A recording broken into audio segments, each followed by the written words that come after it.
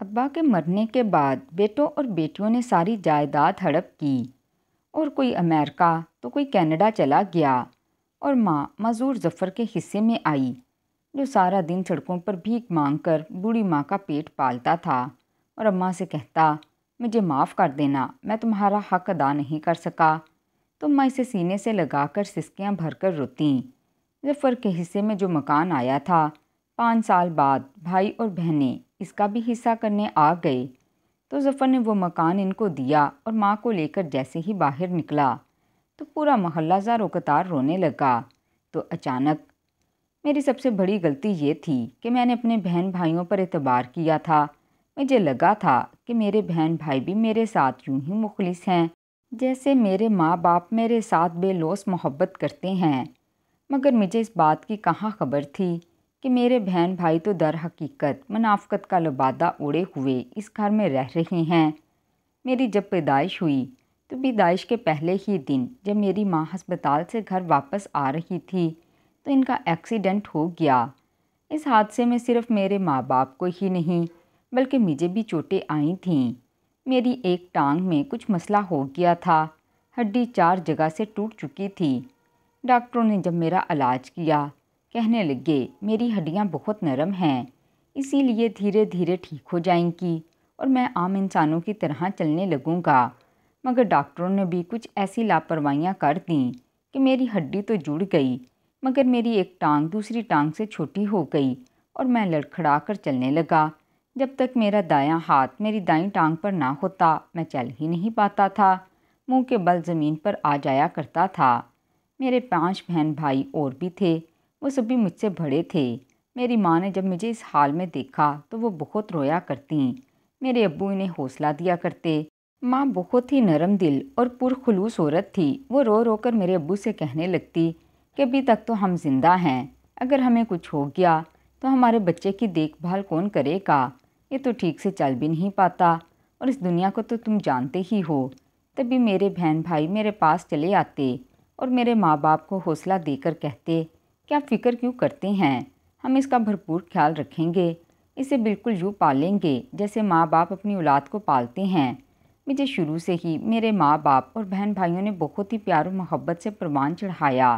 جب اسکول جانے کی عمر ہوئی تو مجھے بہت زیادہ بے چینی تھی، خوف تھا کہ جب اسکول گیا تو سب میری ایک ٹانگ چھوٹی ہونے کی وجہ سے میرا مذاق اڑائیں گے۔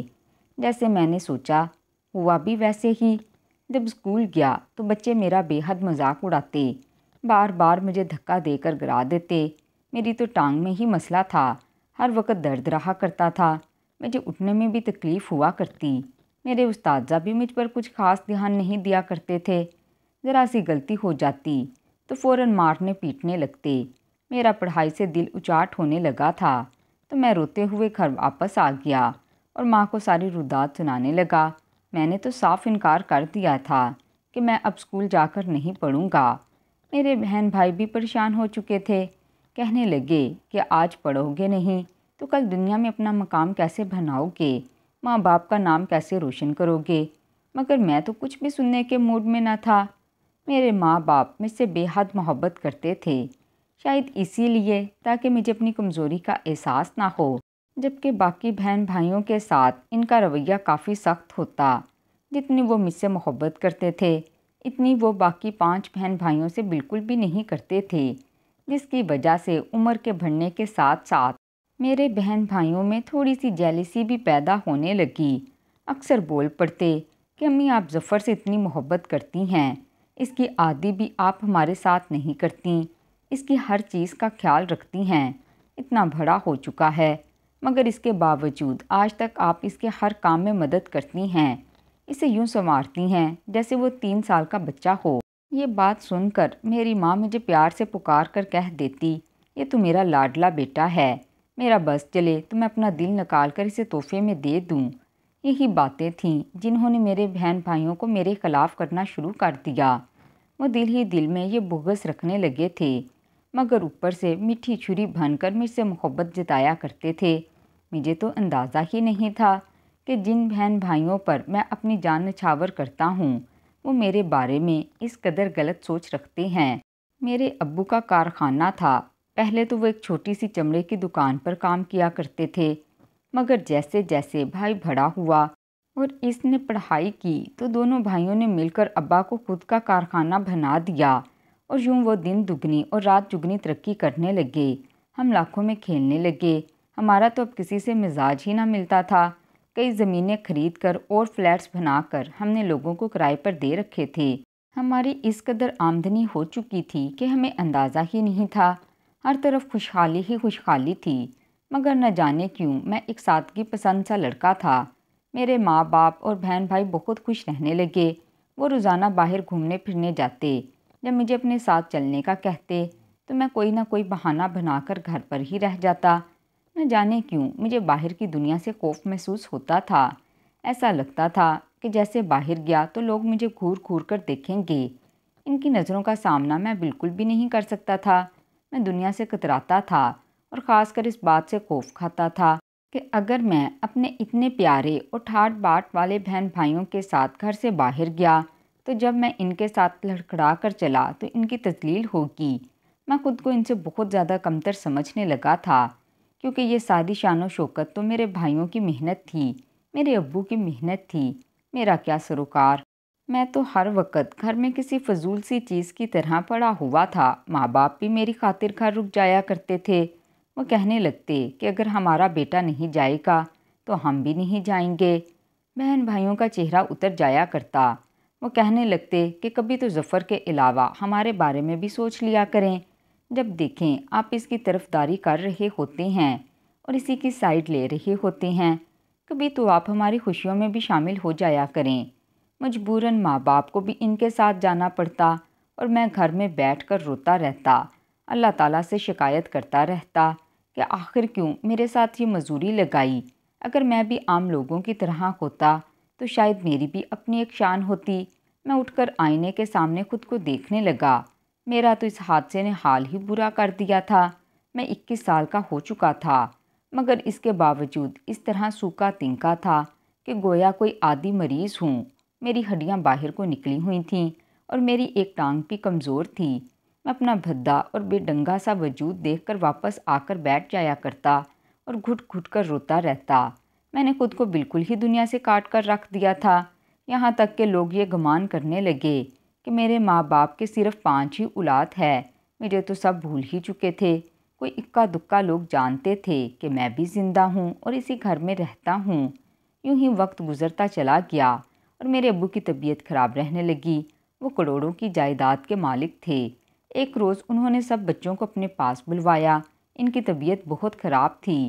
انہوں نے سب کو اپنے پاس بلا کر کہا، میں چاہتا ہوں کہ اپنی جائیداد اپنے بچوں میں برابر تقسیم کر دوں۔ انہوں نے وکیل کو بھی بلا رکھا تھا۔ میری ماں بھی وہیں پر موجود تھی اور میرے سارے بہن بھائی بھی وہیں موجود تھے۔ میں وہاں پر نہیں گیا، مگر جب میری ماں نے مجھے آواز دی تو میں کمرے میں چلا آیا۔ مجھے کمرے میں آتا دیکھ کر سب بہن بھائیوں کا چہرہ بگڑ گیا، گویا میری موجودگی انہیں پسند ہی نہ آئی ہو۔ میں نے ایک گہری سانس خارج کی اور خاموشی سے سر جھکا کر امی کے پاس بیٹھ گیا۔ ابو نے لڑکھڑاتی ہوئی زبان سے میرا نام لیا اور کہنے لگے کہ ظفر بیٹا ادھر میرے پاس آؤ، یہاں میرے پاس آ کر بیٹھو۔ انہوں نے یوں بہن بھائیوں میں مجھے مخاطب کیا تو میرے چہرے کا رنگ سرخ ہو گیا۔ باقی بہن بھائیوں کے چہرے پر ناگواری ابھر آئی۔ میں جانتا تھا کہ انہیں یہ سب پسند نہیں آیا۔ میں اٹھا اور چلتے ہوئے ابو کے پاس جا کر بیٹھ گیا۔ میں نے ابو کا ہاتھ تھاما اور اپنے لبوں سے لگا کر روتے ہوئے بولا، جی ابو حکم کریں، آپ کیا کہنا چاہتے ہیں؟ میں نے جب ایسا کہا تو کب سے میرے بھائی کی طنزیہ مسکراہٹ ابھری، گویا وہ میرا مذاق اڑا رہا ہو، مگر میرے ابو کچھ بولنا چاہتے تھے۔ انہوں نے وکیل سے کہا کہ میں جو زمین اور جائیداد جس بیٹے کے نام کر رہا ہوں تم وہ لکھتے جانا۔ یہ کہہ کر انہوں نے میری بہنوں سے جائیداد کا بٹوارا کرنا شروع کیا۔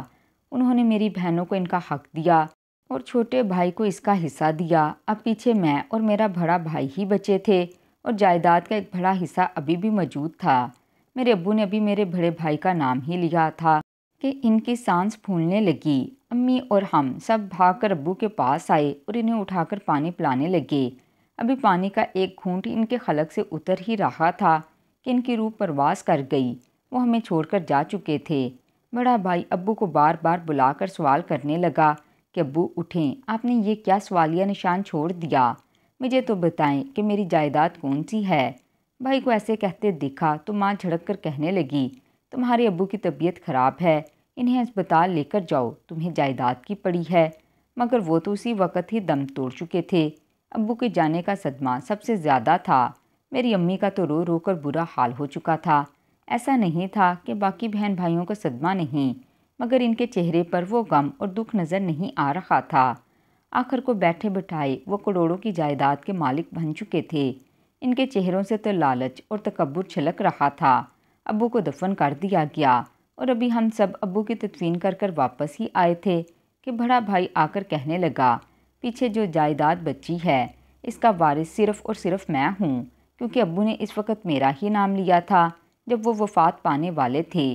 میری ماں نے ایک بے یقینی کی نظر بیٹے پر ڈالی اور کہنے لگی، یہ کیا ہو کیا ہے تم لوگوں کو؟ ابھی ابھی تو تمہارے ابو کو قبر میں اتار کر آ رہی ہیں، آج ان کی قبر میں پہلی رات ہے اور تم ابھی سے یہ باتیں کرنے لگے ہو؟ کیا تمہیں ابو سے زیادہ اس جائیداد کی فکر ہے؟ اس وقت تو بھائی خاموش ہو گیا، مگر چند روز بعد اس نے وکیل سے کہہ کر وہ ساری جائیداد اپنے نام کروا لی۔ سب بہن بھائی امیر ہو چکے تھے، کروڑوں کے مالک تھے، عیش کرنے لگے۔ انہیں تو ذرا بھی غم نہیں تھا۔ ابو کی وفات کو بھی صرف 8 دن ہی ہوئے تھے۔ میری ماں نے اپنے بیٹوں کے بدلتے ہوئے تاثرات دیکھے اور جب خبر ملی کہ بڑے بھائی نے ساری جائیداد اپنے نام کروا لی ہے تو وہ غصے سے کہنے لگی کہ یہ کیا بےہودگی ہے، اس جائیداد میں صرف تم ہی نہیں بلکہ ظفر بھی برابر کا حصے دار تھا، تم دونوں ہی رہتے تھے اور پھر تم نے ساری جائیداد آخر اپنے نام کیوں کروا لی؟ اتنا سننا تھا کہ بڑا بھائی نخریلے سے انداز میں سر جھٹک کر ماں سے کہنے لگا، اس نے آج تک کیا ہی کیا ہے؟ پہلی جماعت میں اسکول ڈالا تھا تو روتا پیٹتا گھر واپس آ گیا، آج تک نہ ہی اس نے کارخانے کا کام سنبھالا ہے اور نہ ہی ایک چیز اٹھا کر ادھر سے ادھر رکھی ہے، پھر آخر اس کا کس بات کا حصہ ہے؟ اس کو تو میں نے پروان چڑھایا ہے۔ آج تم لوگ کروڑوں میں کھیل رہے ہو تو وہ صرف اور صرف میری اور میرے بہن بھائیوں کی محنت سے۔ اس ظفر نامی بیماری کو ہم جانتے ہی نہیں۔ اتنا سننا تھا کہ میرے پیروں کے نیچے سے زمین نکل گئی۔ میں صدمے کے مارے اپنے بہن بھائیوں کو دیکھنے لگا جو بالکل ہی پرائے ہو چکے تھے۔ ماں تو صدمے سے زمین پر گر چکی تھی۔ وہ کہنے لگی کہ تم لوگوں کو کروڑوں کی جائیداد مل چکی ہے، بھلے ہی ظفر نے کچھ نہ کیا ہو، مگر وہ تم لوگوں کے باپ کی ہی اولاد تھا اور اس کا بھی اس میں برابر کا حصہ ہے۔ مگر میرے بہن بھائی تو اس قدر دولت کے نشے میں دھت ہو چکے تھے کہ ماں کی عزت کی پرواہ نہ رہی۔ اگلے چند ہی روز سبھی بہن بھائیوں نے ورلڈ ٹور کا پلان کیا، کوئی کینیڈا چلا گیا تو کوئی امریکہ۔ وہ لوگ گھومنے پھرنے کے لیے وہیں چلے گئے اور جاتے ہوئے کہہ کر گئے کہ ہم لوگ وہیں پر سیٹل ہو جائیں گے، اگر اچھی لڑکی مل گئی تو وہیں پر شادی بھی کر لیں گے۔ سب اپنی اپنی مرضی کے مالک تھے۔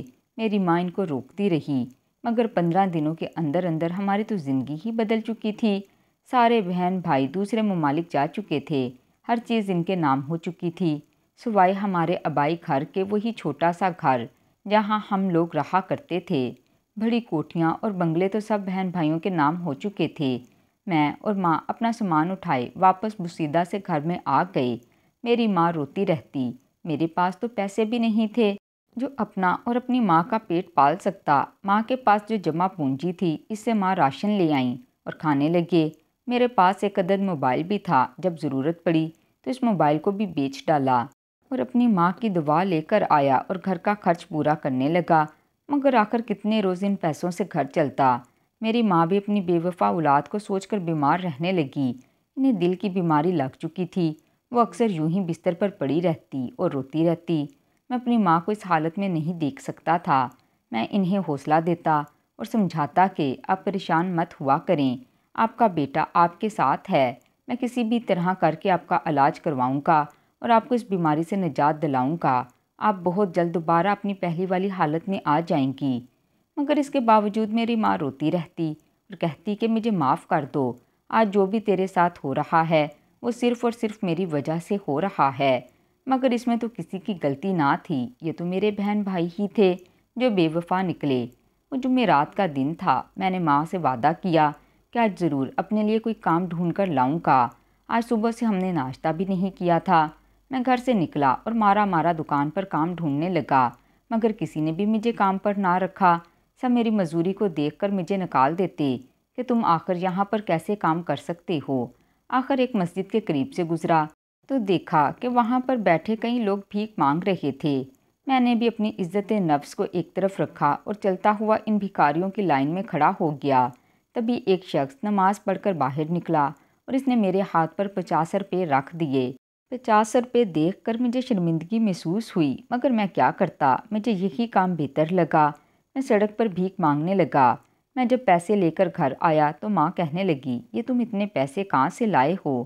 اس روز میں نے 500 روپے کمائے تھے۔ میں نے ماں سے کہا، چھوٹی موٹی مزدوری کرتا ہوں، اسی کے پیسے ملے ہیں۔ ماں تو خوش ہو گئی، مگر میں شرمندہ تھا۔ میں اور میری ماں اب ہم ایک دوسرے کا واحد سہارا تھے۔ یوں ہی کرتے کرتے کئی سال بیت گئے۔